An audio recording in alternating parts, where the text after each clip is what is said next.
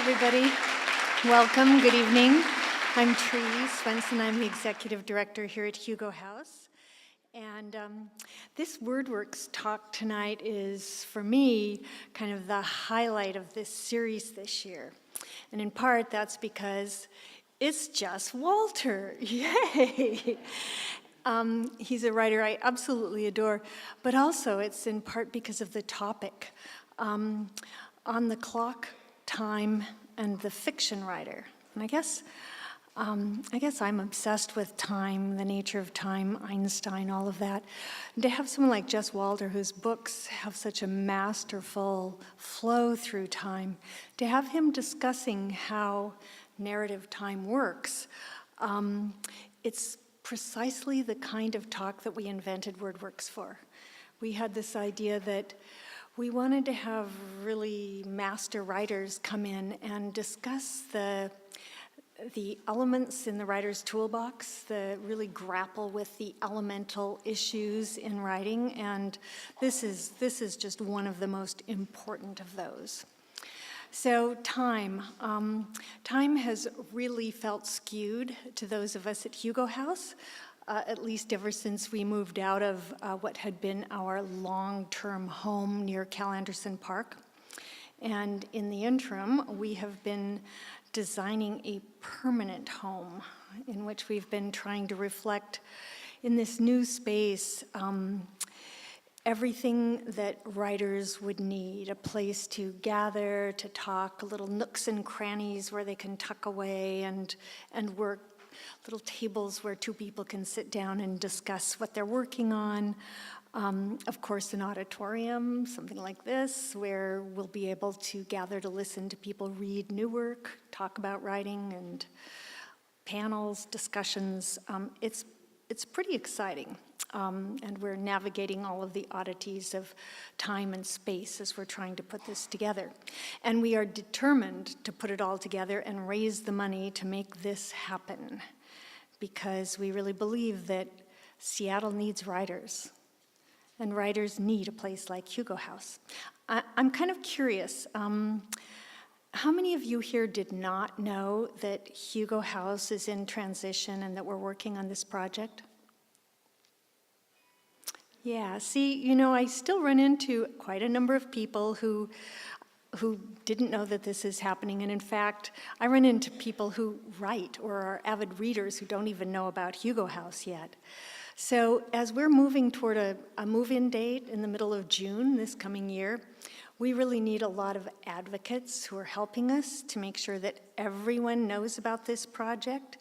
And there are going to be many, many ways that people can help. So if you believe, as I do, that Seattle needs this place for writers, somewhere that anyone can explore the nature of time and words and what happens on and off the page, a place for reflection, please volunteer to pop in, get some emails. We'll tell you what's up along the way. There are sign-up sheets back at the two back tables if you want to get involved, or you can find me at intermission or after the program, or email me, tree@hugohouse.org.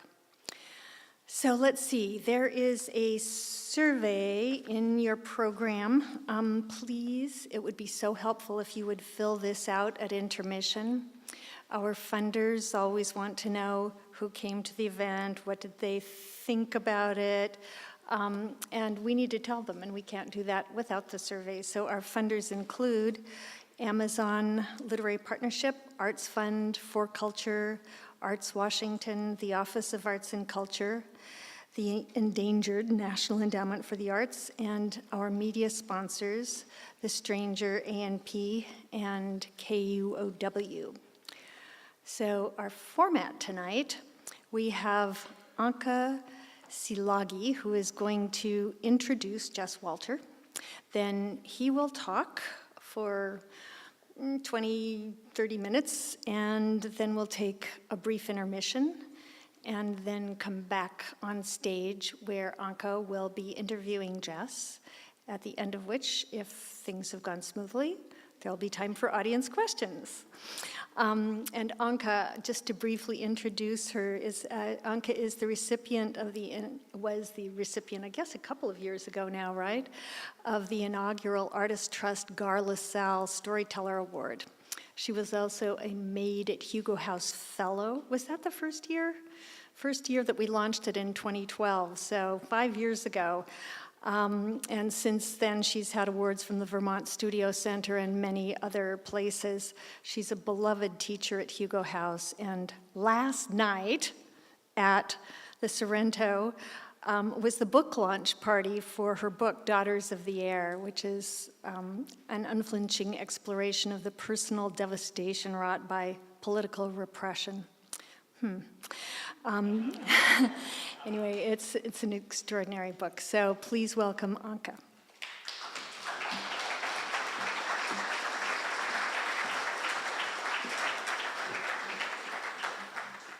Hello, thank you so much, Tree. Can everyone hear me okay? No? There's something about Jess Walter's writing that makes me want to write thrillers and zombie stories. Maybe it's the humor and heart. Maybe it's the cats the zombies eat. There's something about Jess Walter's writing that makes me want to write architecture. The burnt, collapsed tower in the Zero, old Italian houses etched into black walls of rock in beautiful ruins. There's something about Jess Walter's writing that makes me want to splice memory and leap across decades and twist time. There's something delicious about fiction that compels you both to read on greedily and to pick up the pen.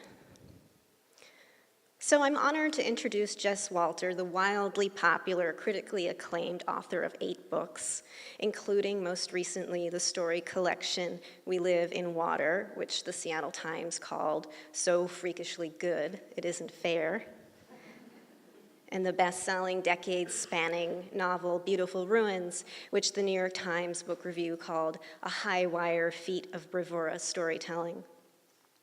His stories, essays, and criticism appear widely in Best American Short Stories, Best American Non-Required Reading, the Pushcart Prize, Anthology, Harper's, Esquire, McSweeney's, Byliner, Playboy, ESPN Magazine Details, and many more. And among his many accolades, he's a National Book Award finalist, winner of the Edgar Allan Poe Award, and most recently, a Humanities Washington Award for Scholarship and Service, and championing literature and the arts, including co-founding the nonprofit community center Spark Central in Spokane, where he lives with his family. Please welcome Jess Walter.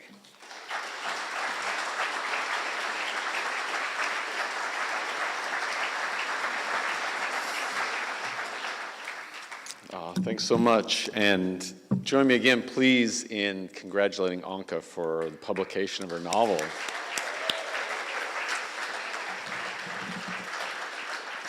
If I just had a novel come out, I would not be out. I would just be staring at myself in the mirror with the book, the way I always do, looking at the jacket photo, making my kids call me author the way I do. So really a sign of her generosity that she's out here. And thank you, Tree. Thank you, Christine. Thank you, everyone at the Hugo House. What an amazing place.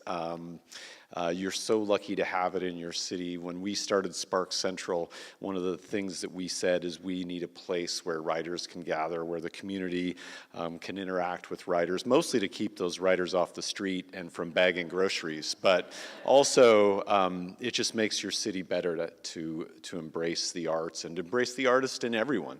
The amazing thing, the great thing about writing is how democratic it is, how the writers are everywhere, and everywhere there are writers, and to encourage people in the community, it's a terrific thing. I'm giving a craft talk, which I always think of as crap talks. I don't teach, and every time I think of one of these, I find myself having to sort of restate my own vows like I've been married to myself, the artist. And my vows change a little bit. The things I talk about change. I think being a writer sometimes is like being your own motivational speaker. And when I think about craft, I realize most of the things that I turn to in writing are really ways to keep me going, to keep the pen moving, to keep the fingers going across the keyboard. And that's why I'm so excited to talk today about time, because I think it has taken up most of my interest as a writer, and it's gotten me out of so many jams as a writer. It's gotten me into so many stories that I never would have found before. I'm going to start with a little story that I've probably, if you've heard me speak, you've probably heard before, and it's about my dad. My dad worked in an aluminum plant for 35 years, was a 10th grade dropout who joined the Navy, and is one of my favorite people, but could not be a less literary figure. And my dad was a little bit confused when I became a writer. In fact, it's only been a few years that he stopped giving me the want ads and showing me jobs, because he's so baffled about what I do. And he came to my first reading at the Barnes & Noble in the Spokane Valley, where there were 9 people. And he didn't come again for about 14 years. And to see a hall with a few hundred people, he was sort of stunned, and he hasn't paid for a meal since. But when I was first going out on my very first book, and I said, I'm going out on book tour, and he said, what do you do on book tour? And I said, well, I'm gonna, go to some colleges and go to some bookstores and give some readings. And he said, readings? And he stared at me and he said, you wrote the goddamn thing and you have to read it to him too? And I explained to Dad, no, I just read a little bit. And so I'll read just a very little bit at the end tonight. But I've been thinking about my dad and about time a lot. My dad has Alzheimer's now. And it's, for those of you who have it in your family, you know what a debilitating disease it is. And one of the reasons it's so disorienting and so difficult is because it makes such a hash out of time. Things stop making sense when you can't put them on a timeline anymore. My dad grew up really tough. He's a sort of tough old cowboy. And when he was diagnosed, he was so disappointed. And my mom died 20 years ago of cancer after getting some less than stellar treatment. And that, and my dad's just general dislike of hospitals, he asked me if he could never go back to the doctor again, and never go to never go to a nursing home, and never go to a hospital. It's strange when your dad starts asking you things, because he really was telling me. He said, I'm never going to the doctor again. So I made this promise to my dad that as long as he behaved and didn't drive and did a few things, that we would do our best to keep him out of a nursing home and not have him go to the doctor. My dad has a sort of wicked, hilarious sense of humor that he passed on to me. Sometimes when I tell the stories, they sound sort of cruel, but I'm just going to tell you one because I think it's sort of illustrative of the sort of sense of humor my dad has. When I was a kid, all I wanted to do was go on a roller coaster. We lived in Spokane, and for a while we lived in Springdale, Washington, near the Spokane Indian Reservation. And my dad,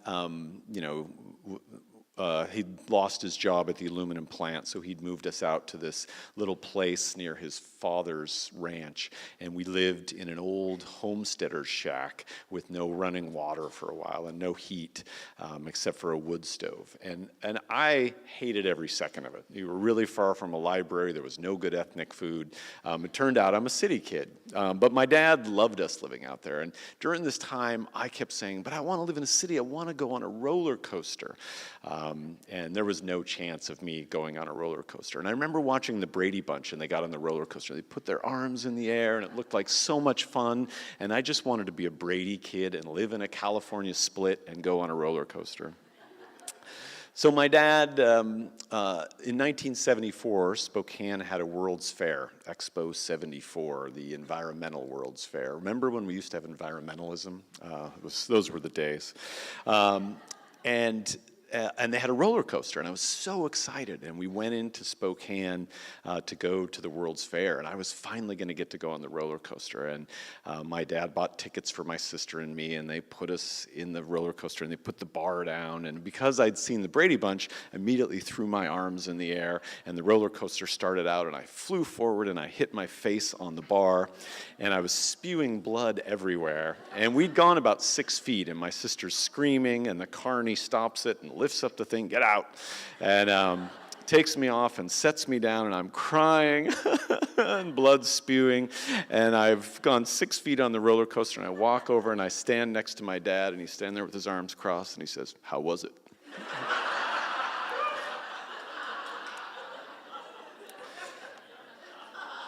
And that is so much my dad, and that is my family. When we have birthday parties, we don't do traditional birthday parties. We roast each other. We say the most horrible things. And when my wife came into the family, I sort of told her, we sort of roast each other. My brother-in-law is a dentist, and so I said, "This is my brother-in-law Al. He's been in the mouths of all the children in Colfax, and he's a dentist."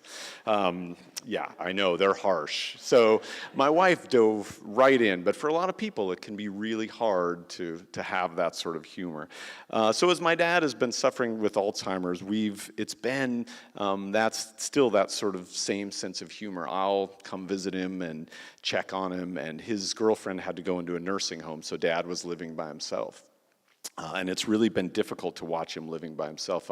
One day I left something there, and I turned around and came back, and he didn't realize I'd just been there 10 minutes ago. I've realized that showing up every day and him saying, "Have you been out of town?" even though I was there the day before, that it's just heartbreaking. It's like that movie Groundhog Day, except every day your dad is dying. And he says the sweetest things to me, and I say the sweetest things back. And every day he says, when I leave, he says, "Thank you for being such a good son." And I say, "I love you." And he says, "I love you." And off I go, because we don't know how much longer he's going to live. He's only 74, but he's smoked since he was 13, and he's been a really heavy drinker most of his life. And this is the way he wants to go out, in his house by himself without doctors. As writers, this is how we experience life sometimes too, as a sort of dizzying collection of things that we're trying to put together. In her great book, The Art of Time, Joan Silber writes, "A story is entirely determined by what portion of time it chooses to narrate. Events play out and possibilities are exhausted so that meaning can emerge." So that meaning can emerge. That's what time is really doing in these stories. We work hard to find metaphors for writing, and it turns out writing is just life. We pass through time so meaning can emerge. As my dad one day said, "I don't know what I'm supposed to do. I don't know where to start. I don't know what's supposed to happen every day." And I said to him, "Dad, I don't think you have Alzheimer's. I think you might just be a novelist." I'm coming off 2 books that had me thinking a lot about time. Beautiful Ruins took me 15 years to write. It takes place over 50 years. It jumps forward and backward in time and tense from 1849 to 2010. It uses passages of time to hopefully play with expectation of fate and ambition, of romance and duty, of family and love. And my first collection of short stories, We Live in Water, came out right after that. And it measured time for me in a very different way. The time of the writer, measuring my ambition and my success, and mostly my failure. I spent a lot of years trying to be a short story writer. For 7 years, I wrote short stories, and I mailed them out to journals. I used to call them manila boomerangs, because back then you had to seal the self-addressed stamped envelope inside another envelope and send your own doom flinging back at you. And sure enough, they would come back in these lovely printed rejection letters in which, if I was lucky, an editor might put their initials. After 7 years, I finally got a check for $25 from Story magazine. I didn't even get in the magazine. They had a short fiction contest, and there were 7,000 entries, and I finished 25th. And they sent me a check for $25, which I didn't cash. I took a thumbtack and I put it on my bulletin board, and I thought, now I'm a professional. So as chefs say, I will be serving you time 2 ways tonight. First, the use of time in fiction as structure, as theme, as subject, and mostly as a tool for getting you going, for fighting doubt and fighting writer's block. And number 2, the effect of time on the writer, our impatience and fear, the time that we're writing in, and the sheer existential dread of trying to write a book as your life is drifting away from you.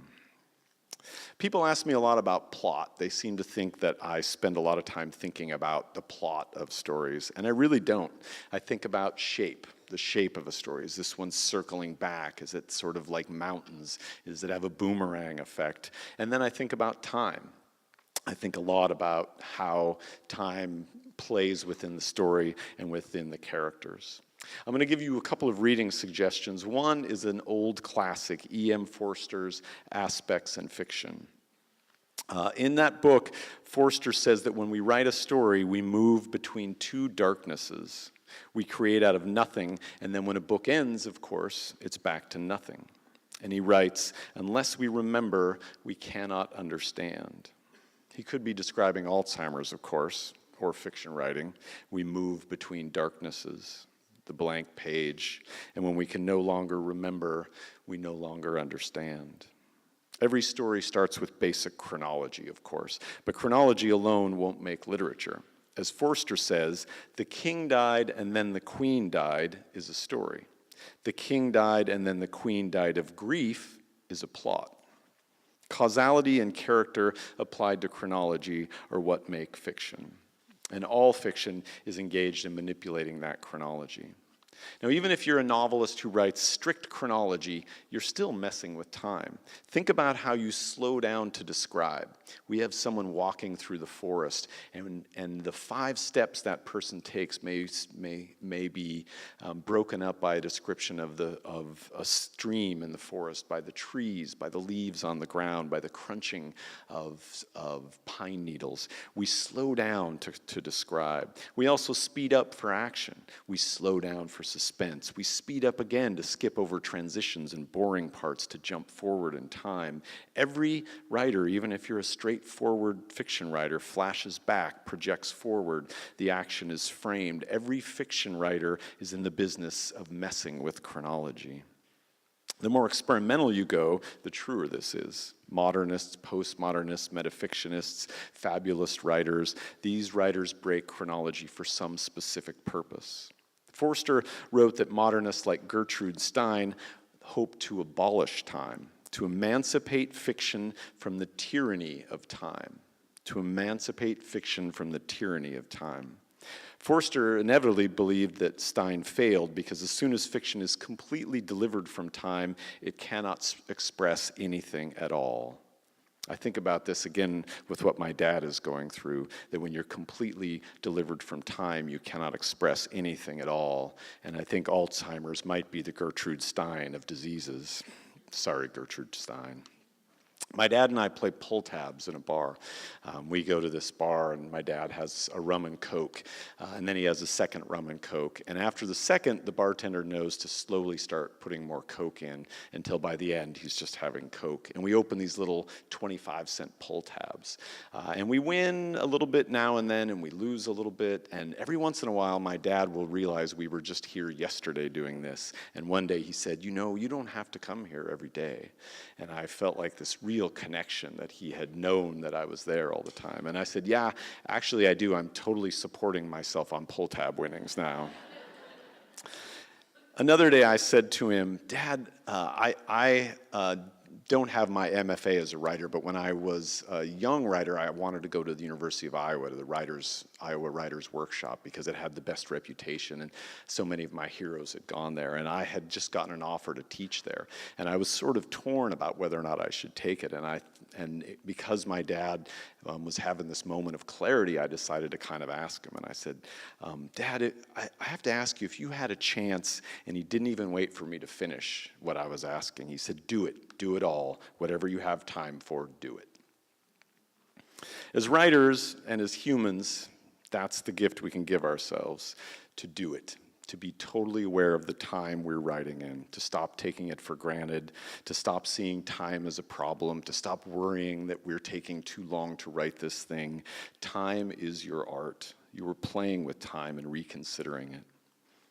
I've told this story a few times, too, about my first literary hero, Kurt Vonnegut. At 13, I wanted to be a writer more than anything. I published a little magazine about my family called Reader's Indigestion. It was like Reader's Digest, and I would write about who had gotten a DUI and who had gotten pregnant out of wedlock, and it was pretty good reading, I have to say. And I used to go to my middle school library and bend down to see where my books would eventually be filed. And it was there, down in the stacks as a 13-year-old, looking at the V's and W's, that I first came across Kurt Vonnegut Jr. And his best book, Slaughterhouse-Five, would become one of my favorite novels of all time. That is a book, of course, about time.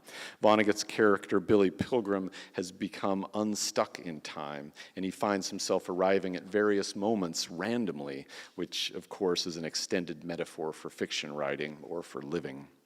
As Vonnegut writes, I asked myself about the present, how wide it was, how deep it was, how much of it was mine to keep. What we love in our books are the depths of many marvelous moments seen all at one time. In the novel, Billy Pilgrim is kidnapped and taken to the planet of Tralfamadore. The most important thing I learned on Tralfamadore, he writes, was that when a person dies, he only appears to die. He is still very much alive in the past, so it is very silly for people to cry at his funeral. All moments, past, present, future, have always existed, will always exist. The Tralfamadorians can look at all the different moments just the way we can look at a stretch of the Rocky Mountains, for instance. They can see how permanent all the monuments, all the moments are, and they can look at any moment as it interests them. It's just an illusion we have here on earth that one moment follows another like beads on a string, and that once a moment is gone, it is gone forever. That is fiction's power, to create moments like mountains on a range. I'm going to talk about three of my other favorite books and how they use time to turn stories, to make stories into art. I'm not going to talk about Proust. I know when you get up here and give a craft lecture and talk about time, you really have to talk about Proust, but never knowing if it was Proust or Proust, I couldn't ever pick the books up. So I just never read them. Annie Proulx I've never read too, for the same reason. I skipped that whole part while I was crouching in the V's and W's. But the first book I'm going to talk about is another one of my favorites, 100 Years of Solitude by Gabriel Garcia Marquez. And it might be the most simple thing that I could tell any writer about time, and that is not only to be aware of it, but to make the reader aware of it. Time as a signifier, as a mode of description, is the quickest way to create instant profundity. And to prove that, I'm going to read my favorite beginning of a novel ever, 100 Years of Solitude by Gabriel Garcia Marquez. And listen, if you can, for all the time signifiers, for what he does with time, for what time does to voice. Many years later, as he faced the firing squad, Colonel Aureliano Buendia was to recall that distant afternoon when his father took him to discover ice. At the time, Macondo was a village of 20 adobe huts built on the bank of a river of clear water that ran along a bed of polished stones which were white and enormous like prehistoric eggs. The world was so recent that many things lacked names, and in order to indicate them, it was necessary to point. Look at the awareness of time in there, all the time markers many years later, that distant afternoon, at that time, prehistoric, the world was so recent. You know what readers love? Knowing when and where they are, even if it's not a specific time, knowing that time is being used that way. And if you start your novel many years later as he faced the firing squad, the one guarantee is that people will read until you get to the firing squad. In 100 Years of Solitude, that's page 173. 172 pages it takes to get to the firing squad, and when you get there, you're like, we're at the firing squad. Manipulating time is another thing that fiction can do that I love. There's so many books that do it, but I'm just going to pick one because it's my favorite manipulation of time. There are all sorts of different ways we can manipulate time. We can chop it up, we can frame it, we can turn it this way and that, but every once in a while, a writer on Seinfeld will get the idea that you can tell a story backward. And to me, the least successful and most thrilling attempt at that was by Martin Amis in his novel Time's Arrow. In Time's Arrow, you're looking over the shoulder of a character who is literally living life backward. And at times, this is played for comic effect. He talks about walking into the kitchen and vomiting on a plate and stirring the food into pans and then taking the pans and distilling it, putting it in boxes, taking it to the grocery store and getting paid and thinking what a ridiculous job this is. But at other times, because Amos is playing with time this way and distorting it and breaking it apart, he accidentally comes across the most beautiful, profound description of life, the way he describes the end of this relationship. He says, I knew this was going to be a great relationship when she stormed into the restaurant, sat down, and slapped me across the face. Dinner that night was really awful. We didn't have much to talk about. It was clear there was something bothering her. And that night, we went home and we slept on separate sides of the bed. As the relationship went on, though, we started to warm up to one another. And pretty soon, we were taking walks and talking and reading the newspaper and doing the Sunday crossword together. And then things started to get sort of emotional between us. We had this connection I can't really explain. And then all of a sudden, we were making love. It was crazy. We couldn't keep our hands off each other. We were kissing and making love all the time. All we wanted to do was screw each other. And then it was so intense we couldn't even make love. All we could do was kiss and hold each other. And all I could do was walk and hold her hand. And the relationship became so intense that all I could do was look at her across the library, and then she was gone. And by reversing time, he finds this way to turn a disaster of a relationship into something beautiful and profound. And finally, I want to talk about A Visit from the Goon Squad by Jennifer Egan, which is a pastiche novel, a little like Beautiful Ruins, although I hadn't read A Visit from the Goon Squad when I wrote my novel. It moves from the 1970s to the 2020s, and it gives us glimpses of characters seemingly removed from time. We meet these people and we hear about their destinies, and it's like hearing about people you once knew, like a much less irritating Facebook. Egan throws time on the floor, shatters it, and picks it up in a way that creates something new. Breaking chronology gives weight to tiny moments. You see someone pass by in one story, and their destiny comes clear in another. Egan said she was inspired to do this by watching the movie Pulp Fiction. I don't know if you've seen that recently, but it's a terrific bit of non-linear storytelling. The two hitmen, Vincent and Jules, played by John Travolta and Samuel L. Jackson, let a pair of robbers go in the beginning and then have a life-changing moment that gives whole new resonance to their decision, which actually happens at a different time in the story. What happens when you loop time like this, or like Jennifer Egan, is that the mundane becomes instantly profound. Seeing a character 20 years after his peak, Egan writes that age itself is the thing that does this to us. We stand there quiet, she writes. My questions all seem wrong. How did you get so old? Was it all in a day? Or did you peter out bit by bit? When did you stop having parties? Did everyone get old too, or was it just you? Are other people still here, hiding in the palm trees or holding their breath underwater? When did you last swim your laps? Do your bones hurt? Did you know this was coming and hide that you knew, or did it ambush you from behind? In fiction, you move that way. You move people through the years in a couple of hours for a reader instead of the 20 years that it might take. And the profundity, the power that this has on the reader, you can't underestimate. Time is also the villain in this novel. It's the goon that Egan is writing about, and she just comes right out and says it. Time's a goon, right? You gonna let that goon push you around? Scotty shook his head. The goon won. This leads to the practical part of what I want to talk about. People always ask me, what do I do when I get stuck? How do you fight writer's block? And they want to know about specific elements, character, voice. And I do work on those things. I give myself writing assignments all the time. But the one that I use the most is to mess around with time. When I get stuck, I will start later in a story, or I will end sooner. I will use time to orient me, and I will use it to create profundity. I'll put a clock on it. It's the simplest thing you can do. Every thriller writer knows that if you have a bomb and it's going to go off at some point, who cares? Like, it could go off sometime in the next 4 months. We don't quite know. But if the bomb is going to go off in 30 minutes, now you've got a story. And we don't have to be gimmicky. We don't have to have a bomb with a 30-second clock. We can have a week before an election, as I did with my novel, Citizen Vince. Or we can have a house loan coming due, as I did with my novel, Financial Lives of the Poets. So many writers tell me, I'm having trouble creating the conflict in the novel. I'm having trouble setting the stakes. And I'll say, do you have a clock on it? And I'm amazed how often they don't. 25th Hour, a novel by David Benioff, does this. It's the 24 hours before a felon has to report to prison.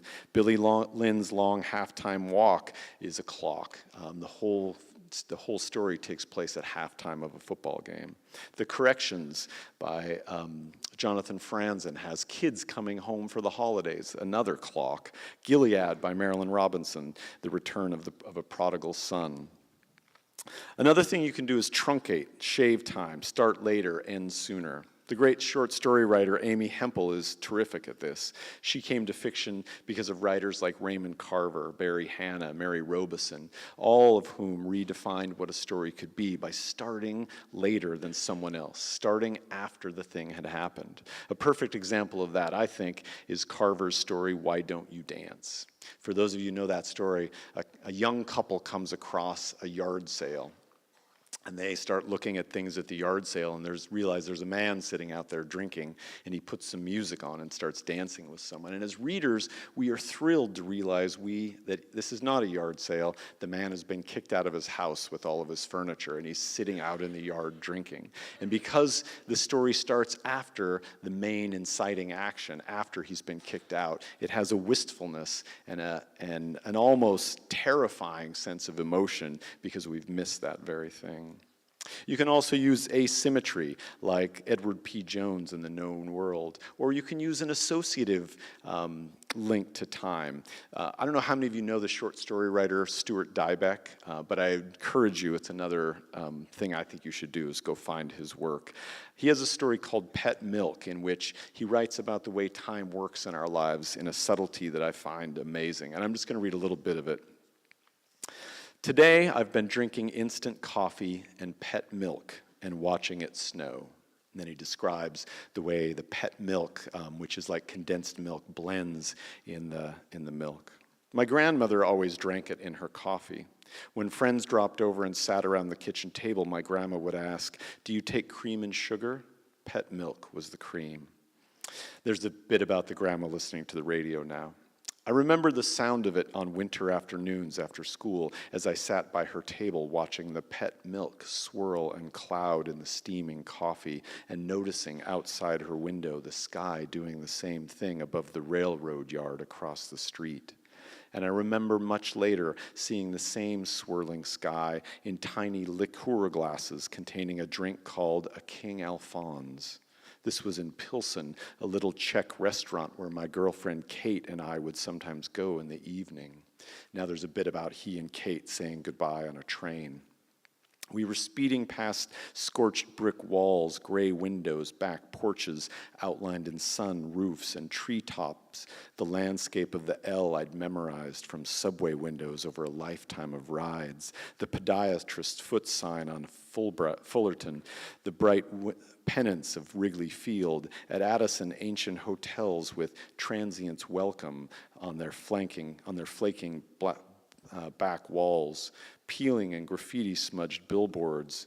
Within the compartment, the sound of our quick breathing was louder than the clatter of tracks. I was trying to slow down, to make it all last, and when she covered my mouth with her hand, I turned to face the window and looked out. The train was braking a little from express speed, as it did each time it passed a local station.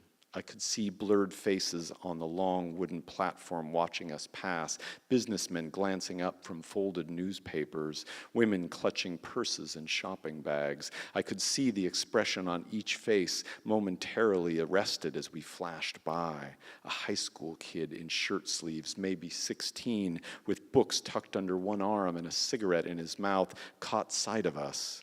And in the instant before he disappeared, he grinned and started to wave. Then he was gone, and I turned from the window back to Kate, forgetting everything, the passing stations, the glowing late sky, even the sense of missing her, but that arrested wave stayed with me.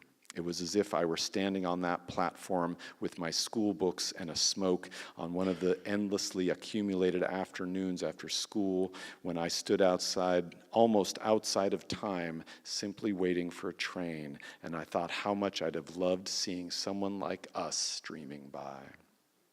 I love that because of the associative way in which the pet milk becomes clouds in the milk, becomes clouds in the sky, becomes a memory of a drink with a girl, becomes a train passing by, like those moments we can't catch.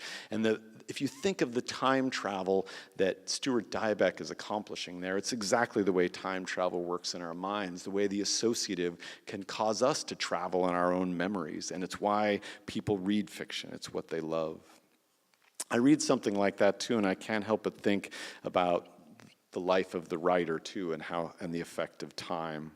I said being a writer is being your own motivational speaker, and I truly believe that. I keep a writing journal, and most of it is tricks to keep me going, promises that I'll do better, admonitions for wasting time. And I don't know how many times I've met writers and had that look of panic from them. I'm 58 years old and I haven't published anything. I'm 34 years old and I haven't published anything. There was one young man who I met who had graduated from NYU and was at Oxford and was 23 years old, and he said, "I'm afraid I'm not going to make it." And I said, "You're 23. And he said, "Do you know what Jonathan Safran Foer had done by my age?" And I beat him to death on the spot. I will not be surprised to see a 7-year-old someday say, "But I don't have much time. And these crayons, they're so horrible." I always think of Norman MacLean, who spent his whole life teaching. And then when he was 74, the exact same age as my dying, decaying father, he published his first book, A River Runs Through It, one of the classics of Western literature at 74. The great thing about this is you don't have to be 23 to do it. In fact, the time that accrues is your best friend as a writer. I know it's hard to believe that. I know it feels like some clock is ticking, but you'll just have to take my word for it. I am such a better writer now than I was at 30, and that I was at 40, and certainly that I was at 23. When I went to collect my short stories for a collection, I tried to publish a short story collection in the late 90s, and it was rejected. And later, when I went to publish a story collection in 2013, I thought, well, I'll go look at some of those early stories. And it was incredible to see how crappy most of them were. What a better writer I had become. And it was thrilling to see that time rewarded you as a writer. It doesn't reward you in all things, but as a writer, it really does reward you. So I'm going to give you 2 quick pieces of advice. 1, relax. I don't care how old you are, you've got time. My dad might not have time, but only because he's not really a big book reader. But the rest of you have time. And 2 is my dad's advice: do it all. Fill every day with reading and writing and thinking about writing. My last novel, Beautiful Ruins, is both a measure of time on the writer and time in narrative. And it's what happens when I get stuck. I go messing around in time. I'm going to read the beginning of a small essay that I wrote about it in the back of the paperback. I always hate it when writers say things like, "This novel took me 15 years to write," or "My characters took over the story." These seem like blatant attempts to make the mysterious what is a fairly mundane activity, writing, to fill it with magical superhuman suffering, or worse, to dissuade civilians from trying it. In fact, when a writer claims to have spent 15 years on a novel, I think there's a good chance that what he or she means is that he or she managed to squeeze in 2 or 3 years of writing during 15 years of drinking and self-loathing. As for the characters taking over the story, yeah, I tried that too. As a young writer, I waited for my carefully crafted people to take over my stories, to do something, do anything. Instead, they tended to do what my brother and I did then: sit around, watch TV, drink beer, and toss a Nerf football around. It's a good way to spend a Saturday, but a bad narrative strategy. In 1967, in an interview in the Paris Review, Herbert Gold ran this characters take over the story trope past Vladimir Nabokov, who replied, "That trite little whimsy about characters getting out of hand is as old as the quills. My characters are galley slaves. They do exactly as I say." In the same interview, Nabokov, the most magical of stylists, described his writing process in much less than magical terms. The pattern of the thing precedes the thing. I fill in the gaps of the crossword puzzle at any spot I happen to choose. These bits I write on index cards until the novel is done. Exactly. Galley slaves, crossword puzzles, index cards. An author uses language to find voice, to create a narrative pattern that he applies to fictional creations whose seeming actions are in fact the author's artful depiction of human behavior channeled through a process more clerical than magical. Writers write, characters row. And that's how I wrote for the last 20 years, with blue-collar, get-over-yourself hard work, less a mystic than a coal miner. And that's why it pains me so much to admit a couple of things about Beautiful Ruins. This book took me 15 years to write, and I only finished it when the characters took over the story. Looking back, I always thought of those 15 years as failure, and in a way they were. I couldn't get the story done. But the novel only works because of those 15 years. It only has resonance because of the time that it took. I finished a draft 3 years before the draft that I finished. It's the only time I've ever written drafts. I finished a draft of Beautiful Ruins, I read it, and it was flat. It lacked something. I can't really explain what it was, except that it lacked what I would call scope and maybe a little bit of ambition. And it lacked the full reflection of these characters' lives. I just hadn't lived with them long enough. I started that book in 1997, right as my mother was dying of stomach cancer. The very first character in it, Dee Murray, shows up in a town in Italy, and she's dying of stomach cancer. That same month, I had a child born.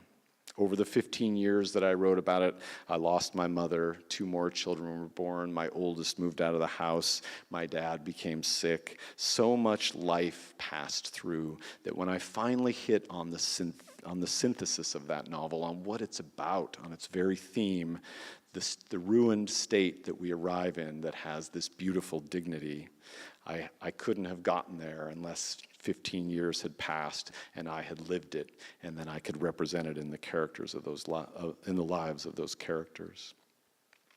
The other day, my dad asked me, "Did I ever say anything smart?" And I said, "You gave me 2 pieces of advice. You weren't big on advice. The first one was to take a picture of every car you ever own. I still don't know why. Was that for insurance purposes?" And he remembered. He said, "No, because a car will tell you what you were doing then. You may not remember your hair, but you'll remember when you had the Borgward Isabella. You'll remember when you had the GTO. You'll remember when you had the Buick Skylark. And then I told him the other story. When I was 23 and getting divorced and a single father, I had to sleep on my brother's couch for a while, and I was miserable at the state of my life, filled with self-pity and self-loathing. And there was a girl at the office that I was working at that I liked, and I had such shaggy hair, I decided after having several drinks that I needed to give myself a haircut. My dad used to cut our hair, so I went to their house and I used my key. They were sleeping. I snuck in the basement and I got his shears out, but I forgot to put the guard on, and so I started on my sideburn and I shaved a landing strip straight up to here. And then I went on the other side and I did the exact same thing. And I stood there looking at myself in the mirror, horrified, and I went, "Oh my God, what have I done?" And I went upstairs and I stood outside their room and I said, "Dad? Dad?" And he sat up in bed. Mom sat up first, and I think about how young they were then. They were just in their early 40s. Mom would only have about 8 years left to live, and she said, "Jess, are you okay?" And I said, "I need a haircut."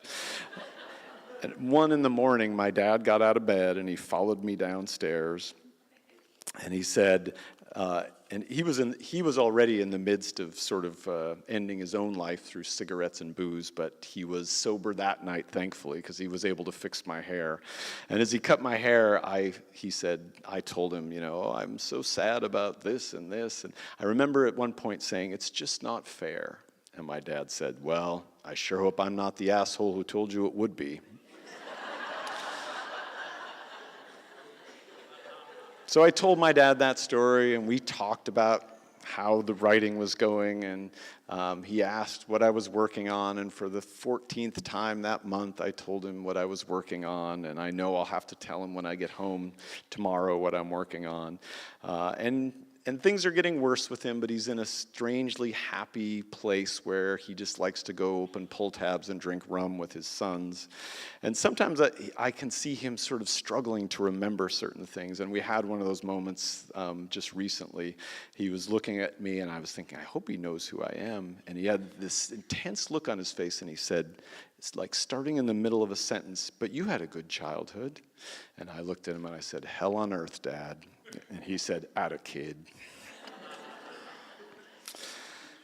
I'm going to read something really quick. I want you to listen to the time movement in this.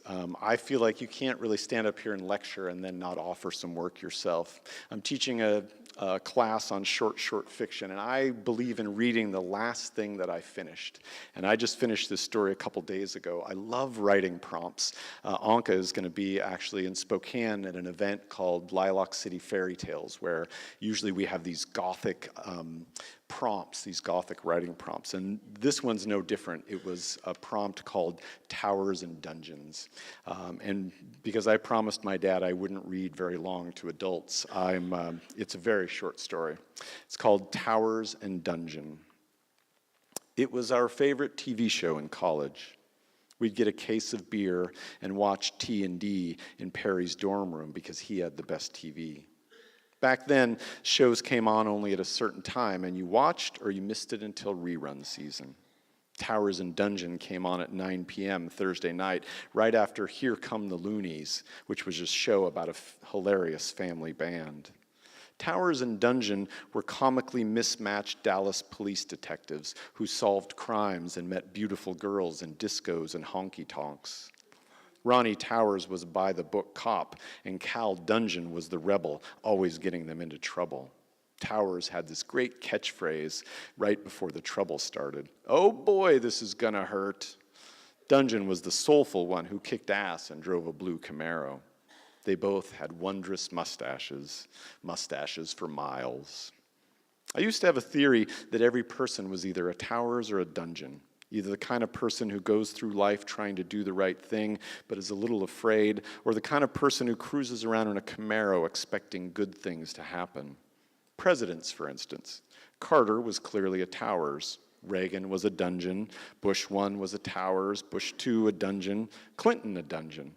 Obama was, well, he doesn't actually fit. Obama was kind of the best of both. And Trump, well, here comes the loony.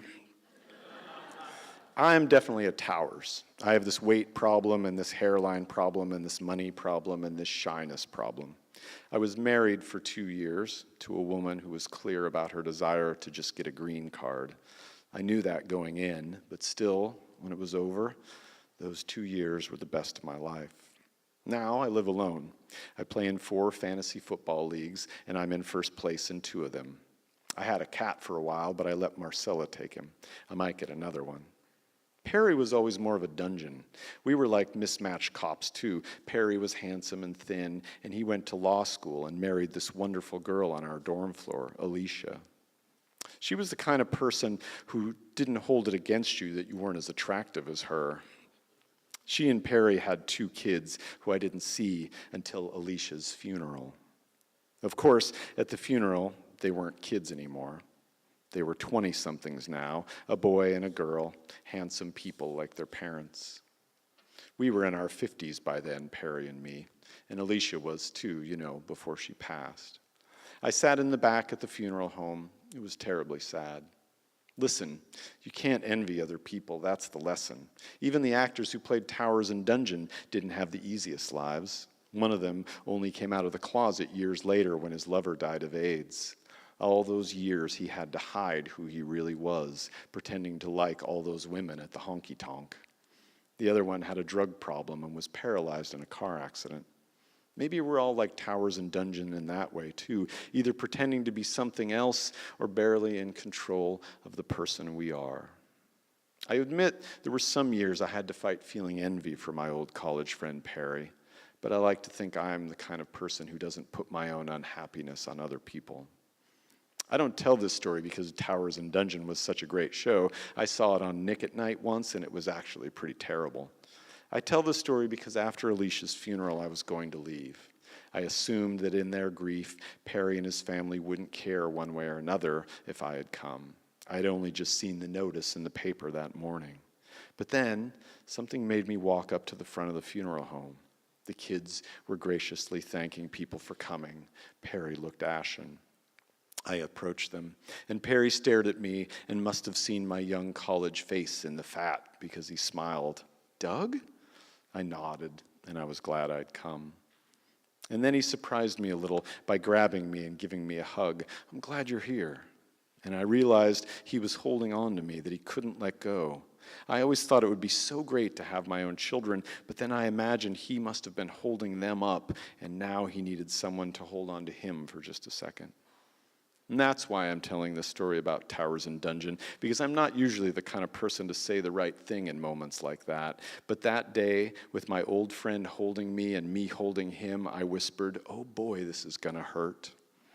And he gripped me even tighter then. "Boy, Towers," he said, "you are not kidding." Thank you.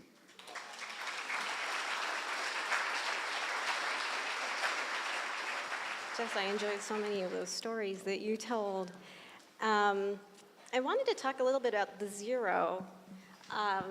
So The Zero is your 2006 novel, and you called it a 9/12 novel rather than a 9/11 novel. And toward the beginning of that book, there's a character, Mrs. Lubach, who asks, "When do you think it'll go back to normal?" And in an interview in Playboy, you said, at that time, "I was disappointed in how quickly everyone wanted to get back to normal. It was as if we watched terrorism on TV for a while, then got bored and turned back to American Idol." And time skips constantly in that novel. It's like flipping through channels on TV or really like scrolling through Twitter, I guess, in today's modes. And so we're like nearly 11 years out from the publication of The Zero. And I'm wondering how you feel about where we are now and where we're going. Oh, it's a great question. Yeah, it's funny to be talking about time and think about The Zero, because I think it was one of the first experiences for me as a writer of doing something experimental with time and having it both solve a problem and be thematic. And the problem was I hate writing transitions. I hate, writing the in-between boring stuff. And so the trick with that, I was feeling so disoriented. I was at ground zero on a reporting assignment after 9/11, and I remember the disorientation I felt when I came back because this was such a tragic, incomprehensible event, and all of a sudden it was turned into something else, into a sort of patriotic television show, and the conflation of heroes, victims into heroes. There were all these things that I felt like I'd missed something, and so thematically I wasn't sure how to get that across. I remember I flew home from New York, and I was driving down the street in Spokane, and I saw a sign that said, "God bless America, new furniture arriving every day." And I pulled off the side of the road, and I just burst into tears. I thought, what is this? What have we done? How did, and I kept feeling like our cause was broken from our relationship, a moment of real disassociation. And so I wanted to represent that in the fiction. And it was also a way, though, to skip the boring parts and to have the novel race ahead in time. And I remember the first time that it occurred, I had my character, Brian Remy, reach out for a doorknob to open a door, and his hand closed around a glass of scotch instead. And him looking and thinking, how did I get here? And it seemed like such an inventive and fun way to write. And then the thematic started coming through, and I began to realize that this was how it felt now, as if we'd skipped some important part.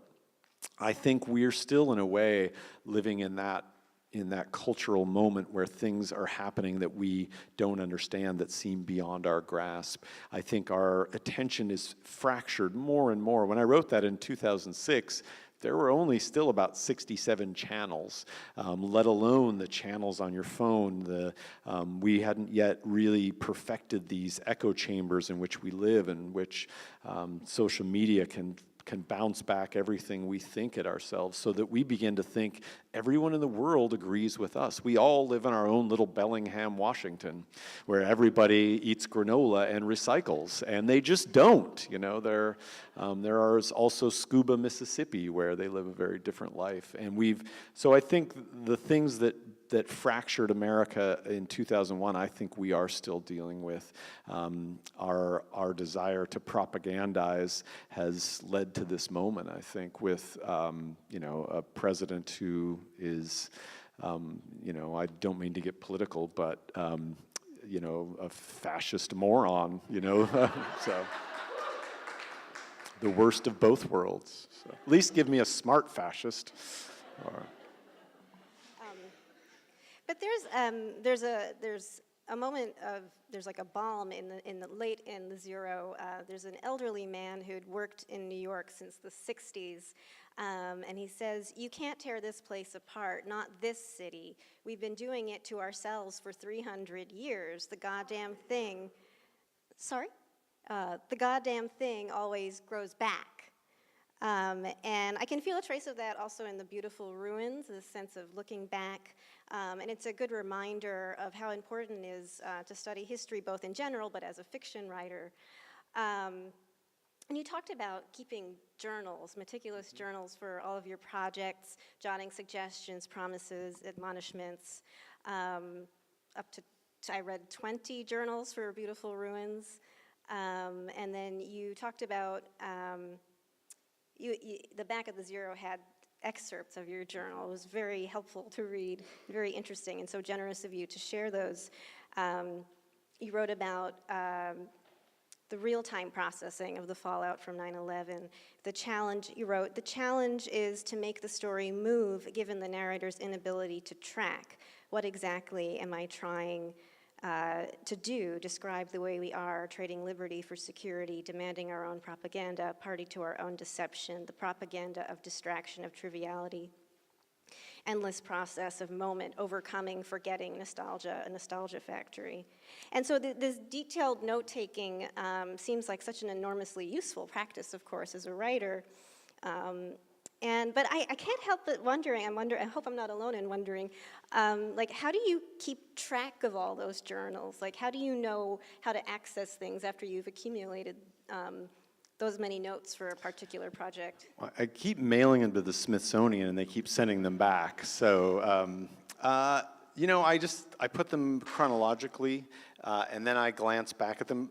The act of writing something down usually imprints it in my mind somehow.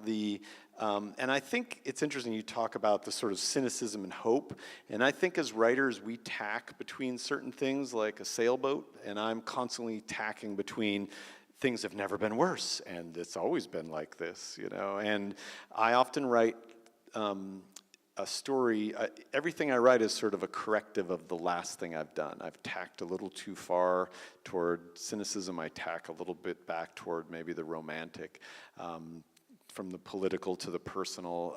And those adjustments are, I think of my journals as the log books almost. They work in real time. I was jotting in my journal today some notes for the novel I'm working on, and when I get home, I'll make some tiny adjustment. I'm constantly saying, make this character less more believable, or make this part more funny, or something as simple as have the character of Ursula show up earlier, or little things like that, and then large, big sweeping ideas like with the Zero. And I find I can't really aspire unless I admit in my journal I'm aspiring. My journals would look like delusional grandiosity, I think, especially where I come from, a guy writing alone in his garage in Spokane, Washington, this is going to change the world, But I think you have to sort of admit that to yourself, that you're trying to do something grand, something big. And you mentioned giving yourself assignments, so that it seems like those notes are perfect for getting you from the end of one workday to the start of the next day, as you've told yourself what you must do. That I find that really helpful. In terms of tracking time in a larger project like The Beautiful Ruins, and it took you 15 years, we're introduced to this character, Claire, in the time frame of the book called Recently, and we see her like this. Claire wakes jonesing for data. She fumbles on the crowded bedside table for her BlackBerry, takes a digital hit. 14 emails, 6 tweets, 5 friend requests, 3 texts, and her calendar, life in a palm. Did you find that over time you had to adjust technology and how we relate to technology? Yeah, when I worked on the novel for 15 years, the first 5 years or so, it was, I didn't quite have this jumping around in time, maybe the first 3 years, but certainly I knew one section would be in the present day and the other section would be in the past, and that was sort of the funny thing is I'm like, oh my God, when I started the novel, what if this couple meets 37 years after they first meet? What if they meet 39 years, 41, 43? By the end I'm like, I hope they're still alive by the time I finally get these people back together, because I was committed to that present day story. And yeah, things changed, and I had so many different iterations of the present day story, including a very metafictional version in which I came into my own novel and pitched a movie version of The Zero to these producers who stared at me like, you want to do what? And I wrote that whole thing, and I thought, this is brilliant. This is like Don DeLillo wakes up at night wishing he could write this well. And then, as happens for a writer, I read it a month later, I'm like, oh, this is so horrible. This is self-indulgent crap, and strip it away, throw it aside. And there were so many instances with that novel, and what I kept returning to was sort of emotional truth. Like, I'm trying to get at some emotional truth with this work, and I think that, in the end, is the measure of whether or not you've gotten there, I think. So you mentioned emotional truth, and in terms of I'm jealous of other arts like music and its ability to get at a certain emotional truth viscerally. And you said that you listen to old funk and R&B and lyric-heavy alt stuff while writing. And do you find those various soundtracks affect the style over your work? Do you tend to focus on one genre of music for a particular project, or? You know, it's hard to say. I usually, when I put the music, I do have music on in the background while I write. And often, back in the days of CDs, I had like a 5 CD changer, and I would put 5 CDs in. And the thing about me is I have incredibly strict work habits. I work 7 days a week, get out to my desk at 6 in the morning or 5:30 every day, and I work until 6:15. No, I work for 4 or 5 hours, and then I go have second breakfast, and I do that every day. And so I do like to have music in the background, but usually it would stop playing and I wouldn't have even noticed. And I tend to like music that is so much in the background. My friends keep saying, listen to podcasts, and I love podcasts. There are some great ones out there, but I can't write because my mind is engaged. So I like things in the background that I've heard many times before. I mean, if Miles Davis had any idea how many times I've just put him in because, you know, because that music can just play, I feel like I owe him so much in royalties, you know, or his estate. So, yeah, it usually is music that's playing in the background. But I think writing is very much a musical endeavor, and I very much listen to the sound of the sentences and hear the sound in writing, and so I can't imagine it doesn't affect it in some way. And you know, thinking about some of the crappy music I listen to, that might explain the bad work that comes out every once in a while. So I'll blame Genesis for that. So. Perfect. Yeah. I mean, I've heard of someone listening to this just one album over and over again for a particular project, and I think I would lose my mind. Yeah.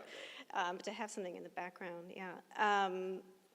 So you mentioned, in addition to time, you think of the shape of the story, and architecture appears in your work too. The Twin Towers, the ruins, and beautiful ruins.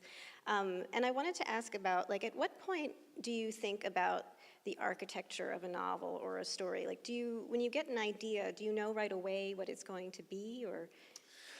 No, I don't think I ever know I don't know what it's going to be until I've written through some drafts of it and explored it.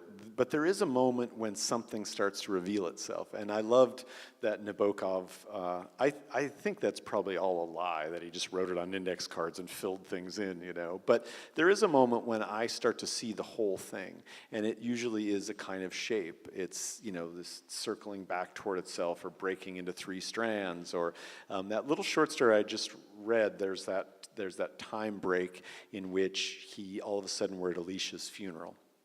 And I think of the way the story snaps back at that moment, and it seems to me like, you know, like you've sort of drifted, and it's felt like this was just a story about this TV show, and then that snap back to me is a kind of shape in my mind that's going to snap us back to the beginning and to these characters again.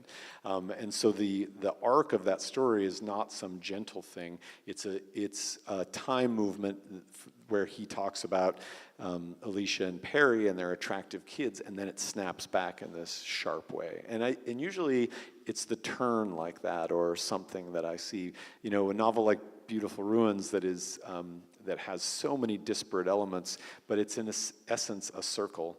It begins with Pasquale meeting Dee on the Italian coast, and it ends with Pasquale meeting Dee on the Italian coast. And everything that happens in between, I felt like I was like, usually my story would go like this, and I felt like I was turning it on its side, and now I would build this and build that and build this. And so we're traveling in this circle, but we're kind of going over these other stories to arrive back at the place that we started.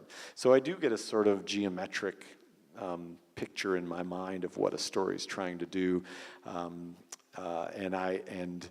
you know, a lot of times I think it's just from the rise and fall of action of characters' fortunes, and I'll even make those little pictures in my journal, or I'll say, you know, this is snapping back to this or something. So I do think, I don't know if I would think of it as architectural, because I have so little training in architecture, except that I do find it popping up in my novels, characters noticing it, and it being, you know, a measure of what I work on, certainly. And so in talking about the shape of beautiful ruins being circular, ending where we've begun in the same moment, I wanted to talk a little bit about endings, because also the Zero's ending is kind of a shock, whereas Beautiful Ruins is very expansive and symphonic, kind of in the way E.M. Forster describes the end of War and Peace, that it kind of keeps growing out, which makes sense, of course, thematically for the novel. So I wonder if you could talk a little bit about your approach to endings. Yeah, in my novel, Citizen Vince, Vince quits reading novels before the end all the time because he says endings always let him down. And his theory is that a novel can only end two ways, realistically, in death, or artfully, and then he feels like it's a cheat. So it's either cheating or death. And I wrote that and published that, and I thought, oh my God, I'll never finish another novel again because there's some truth to that. It is so difficult to know how to end a novel. And one of the draft of Beautiful Ruins that I finished in 2009 that I abandoned had a very different ending. Dee was dead. And I remember thinking, it's funny that after... let's say it was after Citizen Vince, I had a reading and someone came up to me a reading and said, why would I want to read a novel and not have it end happily? And I thought, I don't know, why would you? That's a good point. And I was in the midst of writing Beautiful Ruins at the time, and I thought, it's not a question of a happy ending, it's a completion of a movement you started. And the movement I started in Beautiful Ruins was with this couple, and to not end that movement would not be it wouldn't be satisfying for a symphony to not end with the completion of a movement. It wouldn't be satisfying for an architect to not complete the movement of a building he'd started. And that movement you start, you may not be aware of until you're halfway or 2/3 of the way through the book. With the Zero, the movement is away from solution. It's toward dissolution. The Zero is structured as a crime novel, as a mystery almost, and yet all the clues lead you away from understanding, which pisses a few readers off. And so that novel had, to complete the movement, it had to move toward dissolution. Beautiful Ruins, in the end, is a question about the full measure of our lives and what peace romance has in it.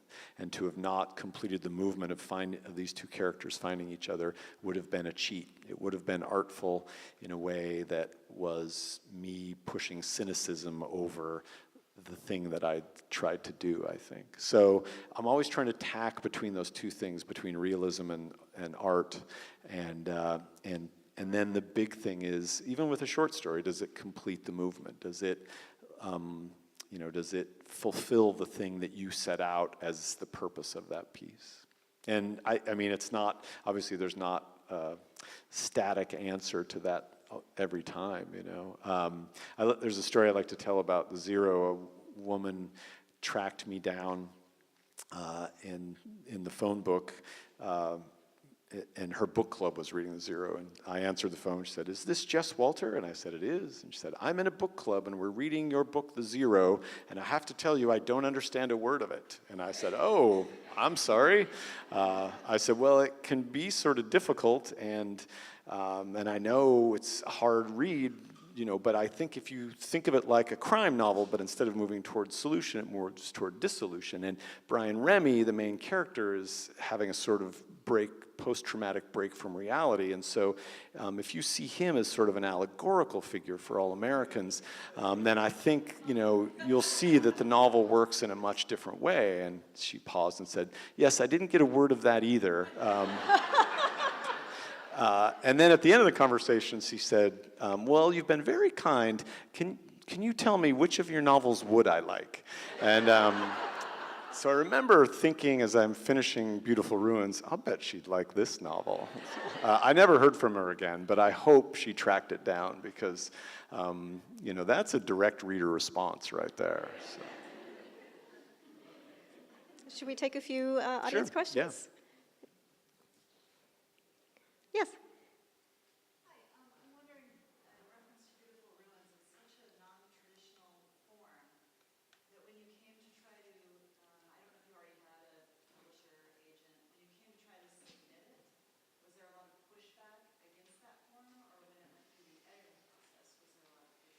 That's a good question. The form of the book being so unusual was there were a lot of pushback. I remember I was doing an event with Timothy Egan, and someone said, "What are you working on now?" And I said, "Oh, Tim said, I'm, working on a nonfiction book about the Dust Bowl and the Great Depression." And, I thought, "Oh, that sounds good." "And what are you working on?" I said, "Oh, I'm working on a sort of pastiche novel about Hollywood, Italy, the Donner Party." And I remember them staring at me, and he's like, "Yeah, I wouldn't do that." And every time I would describe the novel, I got to where people would say, "What are you writing about?" I'd say, "I can't really talk about it," because people would just give me this look like, "What is it?" And I'd say, "I don't know." So it did sort of defy description. I didn't show anyone until it was mostly done. I finished that draft in 2009 and had one friend of mine, a college professor friend, read it, and he said, "It's good," and I could tell he didn't think it was really good. And so I haven't spoken to him since. We're no longer friends. And then I didn't, really didn't, and I used to show my wife stuff early on, and then one time I gave her some pages. I'm like, "Here you go, read these," and I left, and I came back in a minute the way I always do, and she was reading Bel Canto by Ann Patchett, and so I was like, "That's it, we're done." So I hadn't really shown anyone, and then I showed my agent, and he loved it right away. So he automatically loved it. My editor was less enthused. He said it wasn't that I think he thought the quality was there. I think he thought it was a really interesting book, but I don't think they knew exactly how to sell it. Because it's not really a romance. The couple doesn't see each other for 50 years, and it's crass and has all these different forms moving through it. So I think there was some consternation about selling it. In fact, I know there was, because when it got to the bestseller list, my agent said with some embarrassment, sometimes I would negotiate a bestseller clause into contracts, but with you it frankly never occurred to me. So which I found to be a huge compliment. Thank you. So yeah, and there's a really great piece online you can find about how stunned everyone at HarperCollins was about the sales, which I find just great. It's like, yeah, me too. I was stunned too. So, but I have to say I didn't get pushback. By the time I turned it in, I felt like whatever it was a complete thing, and my agent was crazy about it from the beginning. He hated the zero, though. I gave him the beginning of the zero, and he said, "I can't sell this." And I have a stubborn streak, so I just kept working on it. And then when we were at the National Book Awards, I leaned over and said, "Can you sell it now?" So.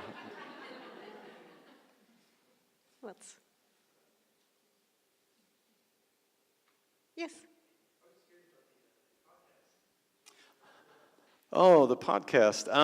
Yeah, Sherman, Alexi, and I have done a podcast called A Tiny Sense of Accomplishment. We're sort of on extended hiatus. I don't think either of us realized how little podcasting pays and how much college costs for children. And we also just got really busy, and it started to be a little bit of a drag on our friendship because to have to, we would have these conversations where we would just laugh so hard, we'd crack each other up, and then we'd get in front of microphones and we'd just have nothing to say. And so then we started ducking each other as friends, and I think we both sort of missed when we could just have the conversations ourselves. I think we were supposed to do one in February, but I think Sherman's not going to be able to be there. We still thought we'd have live shows and pretend we have a podcast and see if anybody noticed that all these things we're taping never appear. And we sort of like the idea that it's so hard to find that it'll become this, it'll have a cult following because people will say, "Oh yeah, I've heard that episode," even though it's never aired. So, but I think we're probably on extended hiatus. Maybe we might check back with each other in a year. We both have books we're trying to finish and other projects we're working on. Yes. Oh, in the back. Hi, Jess, I know that you work on a lot of different projects at once, and I'm curious about, I think you said you have maybe 4 books you're working on at a time, and so when you wake up at 6 o'clock or something, how do you know You know, it's funny, that is how I've always worked. I was writing Citizen Vince, The Zero, and Beautiful Ruins all at the same time. At the same time I was writing short stories and scripts, and I have a sort of prompt Tourette's. If someone gives me a prompt, I write a story about it. I can't help myself. And so I try not to even open my email, because it'll be like, you know, we're doing an anthology on cat food. I'll be like, oh, Friskies, I love Friskies.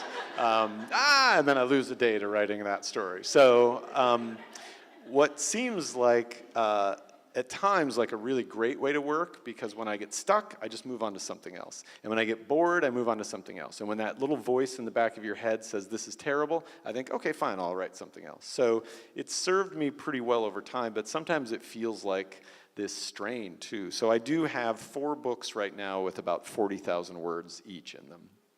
And I finally had to pick one and just say, like, this is the one I'm going to power through.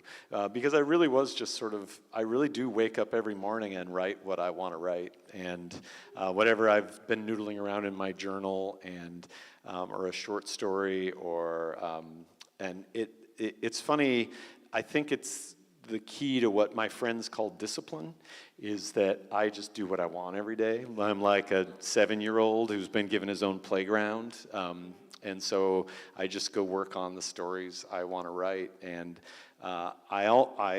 I finally have a book deal for the next novel, in part because I realized I would just keep goofing around on the playground. So I'm only on the seesaw now. And I say that, and I'm not. I work on short stories and all kinds of things. But usually my journal from the day before has sort of driven me. If I'm on a novel the way I am now, then I start with, I go out in the morning, and my routine is really similar. I take a cookie and a latte out to my office at 5:30 in the morning, and I can't have a bite of cookie until I've started writing. And I write whatever's sort of in my mind from the night before, and then I back up and I read yesterday's out loud, because I think to get your writer's voice, you have to hear it, and so I read it in my office, and then I settle in and start working. So I tend to do that every day, and when I'm on a novel, reading what I wrote the day before tends to get me into it, and I rewrite as I work through it. And some days I don't even make it past the rewriting into the new sentences. But it's funny to call these things a process, because it's a compulsion, and it's what my friend calls junkie tricks to keep you going. But for me, it's the idea that I'm doing what I want most days, and it's why I tend to not like deadlines for the most part, so I can noodle around and find my way into things. And I wasn't always, it's a more indulgent style of writing than I ever had before. But I also think we're so precious about time as writers. We act like we have no time whatsoever. And I remember reading about this poet who lived in the gulag, who would work 16 hours and then come home and scratch poems into his cave with the bones of his dead friends. And I thought, and I can't find an hour to write, you know? I mean, so I often chide myself if I'm not putting some time in. But if you work 7 days a week, you can also noodle around in a lot of different directions. So. Thanks for the great question, Maria, by the way. Should we take just one more? This one there. Yes. So I'm intrigued by the fact that you do so much work in a journal. How does that play into your writing day? Do you end the day with that, or is it in where you're writing? No, I hardly ever look at it. I might glance through it and say, what was that idea I had? But usually just the act of writing it has already imprinted it, and I know I have to do that day. But I carry the journal with me after the writing day, and I jot ideas in it all day. One of my favorite plays and movies is Glengarry Glen Ross, and I love when Alec Baldwin says, ABC, always be closing. And I think as writers, we have to always be writing. And so I feel like I'm on duty all day. I have the journal and I jot ideas down, something pops into my head. And I started carrying a journal everywhere when I was flying into I can't remember where I was landing now. I was flying somewhere, and I looked out the window, and there were these rolling hills and this flat land. And I stared at it like, that looks familiar, these sort of gentle hills and then totally flat farmland. And I was like, oh my God, and I didn't have anything to write on, so I wrote on the barf bag of the airplane that this place was like where rolling foothills bump up against flat farmland like a shirt half ironed. And I love that image of when you've just ironed part of the shirt, but I had written it on a barf bag, and I thought, to keep from jotting all of my future novels on cocktail napkins and coffee shop napkins and risk losing them, I should just carry a journal with me everywhere. So it's usually in my pocket or in my back pocket, and I keep it by my bedstand too. Although I never do that crazy ass dream writing stuff because I find that to be morally offensive. So unless your dreams are more interesting than mine.